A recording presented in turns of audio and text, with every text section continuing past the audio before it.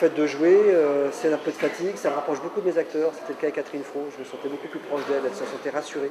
Je suis avec eux, je transpire, je balbutie, j'oublie mon texte, je reprends, donc ça crée une familiarité qui est autre chose que celui qui est derrière son écran de télévision. Et puis tu dis, fais la plus comme ci, plus comme ça, c'est facile à dire, mais vas-y, fais-le, montre-nous.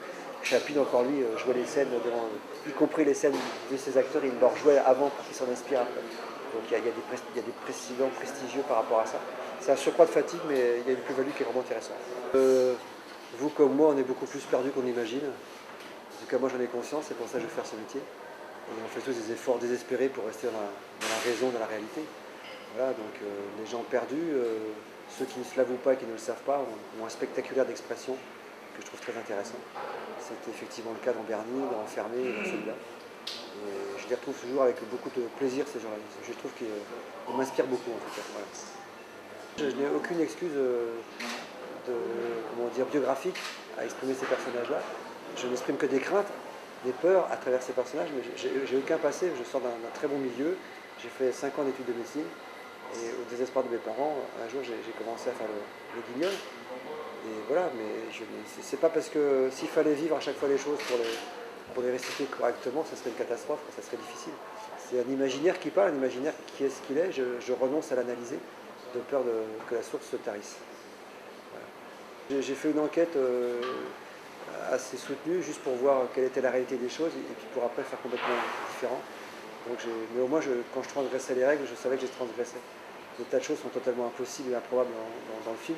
On me l'expliquait, mais c'est pas très grave. C'est-à-dire que ce qui importe dans un récit dramatique, au cinéma ou ailleurs, c'est quelle est l'envie inconsciente du spectateur au bout d'un moment. Par exemple, cette scène totalement impossible où il va rendre visite au juge dans le palais de justice, alors qu'a priori tout le monde lui court après. C'est une scène qui franchement me posait problème à l'écriture, qui n'en pose aucun au visionnage, puisqu'on a envie que ces personnages soient ensemble, on a envie qu'ils fassent quelque chose, donc il y a une tolérance du spectateur par rapport aux invraisemblances. Le plus difficile, c'est de trouver ces tolérances. Des fois on suppose que le public va être tolérant, puis il n'est pas tolérant du tout, puis des fois on donne beaucoup de mal à justifier quelque chose dont tout le monde se fout. Et ça c'est un grand classique dans le montage d'un film, on a des vraies surprises, quoi. Il y a eu deux choses. Quand on a présenté le film pour la première fois fin avril, l'affichiste qui a fait cette affiche, Laurent Lufroy, m'a dit la meilleure pub pour ce film, c'est de le montrer. Et c'est vrai qu'on va sortir avec des grosses mastodons, des gros films et tout. Donc nous, ce qu'on fait, à l'ancienne, on fait les places de marché, mais pas dans le Monoprix, on fait la place de marché avec la roulotte devant depuis le mois de mai. Et le montage était en cours, donc j'ai montré le film en cours de montage, pas pour les commentaires des gens, dont je ne leur demande pas d'être analytique au public, je leur demande justement d'être spontané. Mais quand j'étais dans la salle et que j'écoutais les réactions des gens, c'était extrêmement instructif. Je découvrais les gens qui découvraient le film. Ça ne vous a pas incité à modifier? Ah si, bien sûr, j'ai modifié, oui. Il y avait des silences qui étaient très bruyants, il y avait des rires qui étaient dérangeants, et petit à petit, j'ai calé le film dans les nuances.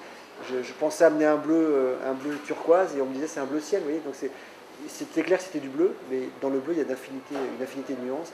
Et ces projections, baptisées Masterclass, qui était un piège en fait, parce qu'il n'y a pas de masterclass, en fait, ont été extrêmement instructives. J'ai dû en faire à peu près une quinzaine entre début mai et mi-juillet, peut-être même 20.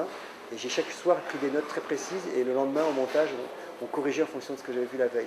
Devant des gens totalement surpris de ne pas avoir de masterclass et de voir un montage sur un Blu-ray, c'était vraiment une surprise. On leur expliquait que le montage était très pauvre, c'était pas étalonné, pas mixé. Donc, et comme ils venaient voir une sorte de discours un peu pédant sur le cinéma et qu'ils voyaient un film, ils étaient plutôt contents.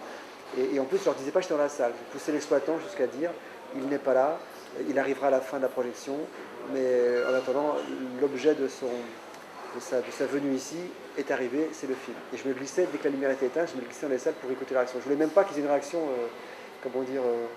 sympathique ou enthousiaste, voulant me faire plaisir. Les premières dates, c'était Lille, Amiens, Beauvais, et j'étais à côté des gens dans la salle, c'est même pas que j'étais à côté d'eux. On est surpris des réactions des gens. Et c'est pour ça que je fais la nuance entre drame rigolo et comédie, parce que la comédie, il y a une préméditation, il n'y en a pas vraiment. Bien sûr qu'on fait tout pour que les gens sourient, mais pas comme la grande vadrouille. Et je dis pas ça, c'est pas péjoratif, hein. C'est des gens qui maîtrisaient vraiment bien leur genre, et puis si je peux faire que la moitié de le dixième de leur entrée, je serais très content. Mais c'est pour ça que c'est assez drôle. À l'arrivée, les gens ils résument le film en un comédie, en un mot. Et j'ai bien rigolé. Et quand on connaît la genèse du film, c'est drôle de voir que les gens à l'arrivée ne pensent qu'à s'amuser en voyant le film. J'ai fait un spectacle il y a 22 ans, donc si ma passion c'était One Man Show, j'aurais laissé ma passion. Pas du tout, ça ne m'a jamais manqué. C'est la seule porte qui s'est ouverte pour que je puisse accéder à ce métier qui me faisait un peu rêver, qui était pour moi le show business qui allait de la scène au cinéma. Les idoles étant, par exemple, Tati, Orson Welles, qui faisait de la radio, puis qu'après a fait du cinéma, et les Monty Python, qui sont tous passés par la scène. La scène, c'est facile, ça coûte pas cher de monter sur une table en jean et en basket et de faire des sketchs. Et je trouve que le spectacle est une mise en image de ces personnages. Mais le processus scénique d'être sur scène et tout me frustrait parce que je trouvais ça très primitif comme expression. Et donc ça ne m'a jamais manqué. J'en garde pas un souvenir ému, hein. Je n'avais aucune envie de... Je voulais vraiment faire... À peine le spectacle ayant existé, je voulais mettre ça en image. Et je trouve que mes films ont beaucoup de contact avec le spectacle. C'est pratiquement toujours des gens perdus. Vous avez commencé votre interview comme ça. C'est des gens perdus décalés qui étaient déjà dans le spectacle. Mais la façon que j'ai de les vendre à la caméra sont quand même plus souples, plus nuancés pour moi que tout seul sur scène en train d'éructer les sketchs, quoi, qui était un truc à la fin qui me devenait insupportable. Non, peut-être quand je serai mort, j'ai déjà dit que je ferai une tournée post-mortem dans les cimetières de France, ce sera très intéressant. Pas coquine, toujours un peu les adjectifs sur lesquels on m'a découvert, en l'occurrence sur Bernie. Je présenterai la météo, on dirait qu'est-ce que c'est trash, décalé, violent, alors que j'annonce juste qu'il va pleuvoir sur comme ça va être le cas demain. Non mais c'est pour ça que des fois je m'en défends un peu parce que j'entends des fois des adjectifs, c'est gore, c'est violent. Je trouve que c'est des mots qui correspondent bien je sais pas, au film de Tarantino ou à Fast and Furious ou à des jeux vidéo, mais que dans ce film-là c'est du gentil guignol, pas méchant, mais on aime bien qualifier les artistes par un chapeau particulier, donc c'est celui-là. C'est de ma faute, hein, j'avais qu'à pas commencer par ça, mais je m'en fous un peu, mais à chaque fois j'essaie de nuancer le propos. Vous allez voir, c'est un peu un accident, un heureux accident. Tout le monde connaît Sandrine, c'est connu, réputé, etc. Mais j'ai pas du tout pensé au début, j'ai commencé en anglais le film avec Emma Thompson. La production était compliquée, je suis revenu en France, j'ai pensé à une autre actrice à qui j'ai commencé, ça ne fonctionnait pas. Et j'ai fait une plaide d'actrice, et pour aller d'échec en échec, entre non-coïncidence, non-osmose, bref, tout ce qui fait qu'on n'arrive pas à se rencontrer. Et après, j'ai commencé en janvier, février, mars, avril. Au bout de 4 mois de casting, j'ai dit à la productrice, laisse tomber, je ne trouve vraiment pas l'actrice que je veux pour ce rôle. Je pense qu'elle n'existe pas. Et la productrice, Catherine Bozorgan, m'a dit, écoute, Sandrine a lu le scénario, elle aimerait te rencontrer. Donc j'ai rencontré Sandrine, je lui ai demandé à faire des essais, ce qu'elle a accepté avec beaucoup d'humilité, ce qui est souvent très bon signe quand on rencontre des gens humbles. Et dans ces essais, ce qui est sorti, c'est la formidable tendresse, humanité, douceur, émotion qui sortait des scènes de colère, qu'elle défendait très très bien, hein, avec brio. Mais elle avait cette touche supplémentaire, c'est que le rouge devenait un peu rose avec elle, et du coup on reste en empathie avec elle dans les scènes où elle est le plus colérique. Voilà. Même un enfant, même à un moment donné, elle traite son enfant de petit fumier, et on ne l'en veut pas du tout, on a juste envie de la prendre dans les bras, de la consoler et de l'aider, ce que va faire d'ailleurs mon personnage, aussi diabolique soit-il, soi-disant. Heureux accident. Bonsoir. Je voulais vous remercier. Ça fait très longtemps que je n'ai pas autant ri au cinéma. Et c'est pas chose facile. Et en même temps, j'ai été extrêmement émue et captivée par le lien qui unit les deux personnages principaux qui, au départ, venaient d'un univers complètement opposé. Donc, merci beaucoup, parce que franchement, ça m'a réconcilié avec la comédie.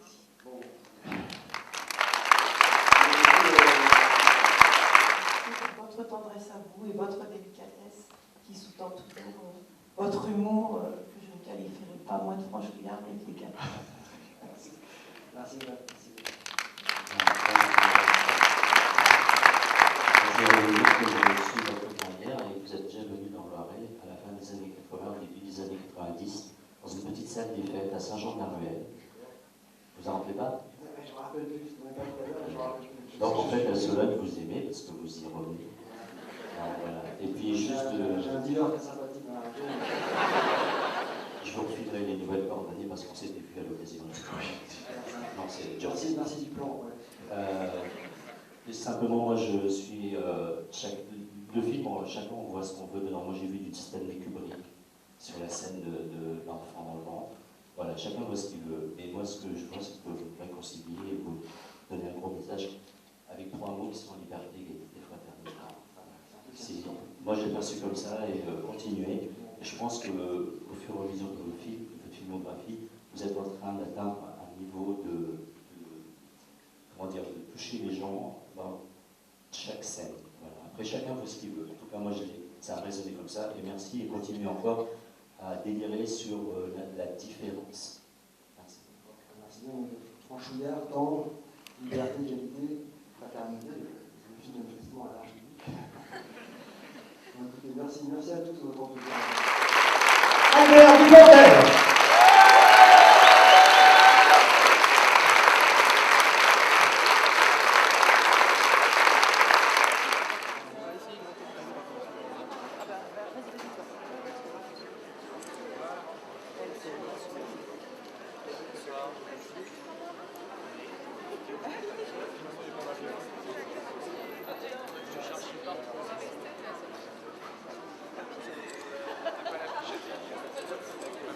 Voilà, j'ai un stylo là, qui c'est? C'était à moi, voilà, allez-y. Hein.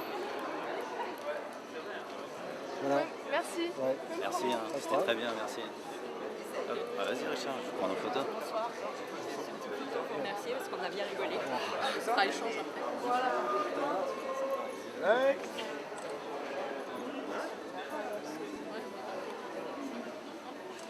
Bon, Oui, merci. merci. C'est quoi?